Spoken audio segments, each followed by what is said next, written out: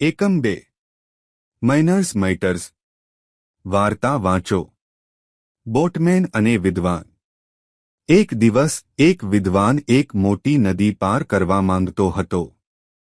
તેણે એક બોટમેનને તેની હોડી પાસે બેઠેલો જોયો। વિદ્વાન: હેલો બોટમેન, શું તમે મને નદી પાર કરાવી શકો છો? બોટમેન: હા ચોક્કસ, કૃપા કરીને અંદર આવો।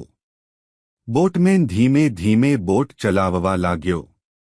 જેમ જેમ તેઓ પાણીમાં આગળ વધતા ગયા તેમ તેમ વિદ્વાન બોલવાનું નક્કી કર્યું।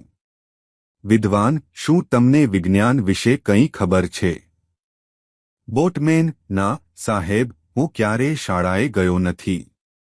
વિદ્વાન: ઓહ, તેનો અર્થ એ છે કે તમે તમારા જીવનનો એક ભાગ બરબાદ કર્યો છે। બોટમેન કંઈ બોલ્યો નહીં અને હોડી ચલાવતો રહ્યો। થોડી વાર પછી વિદ્વાને ફરીથી પૂછ્યું। વિદ્વાન: શું તમે ઇતિહાસ વિશે જાણો છો?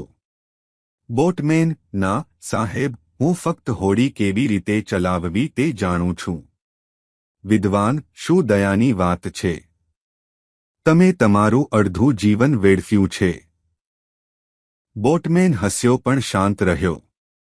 ટૂંક સમયમાં આકાશમાં ઘેરા વાદળો દેખાયા અને પવન જોરદાર વધ્યો। બોટમેન: સાહેબ, તમે તરવું જાણો છો? વિદ્વાન ગભરાઈને: ના, મને નથી આવડતું। અચાનક મોજા જોરથી અથડાતા હોડી ધ્રુજવા લાગી।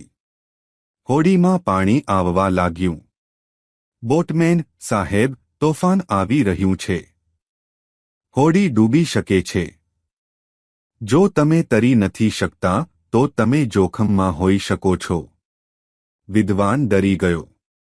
વિદ્વાન: ઓહ ના, કૃપા કરીને મને મદદ કરો। બોટમેન દયાળુ હસ્યો।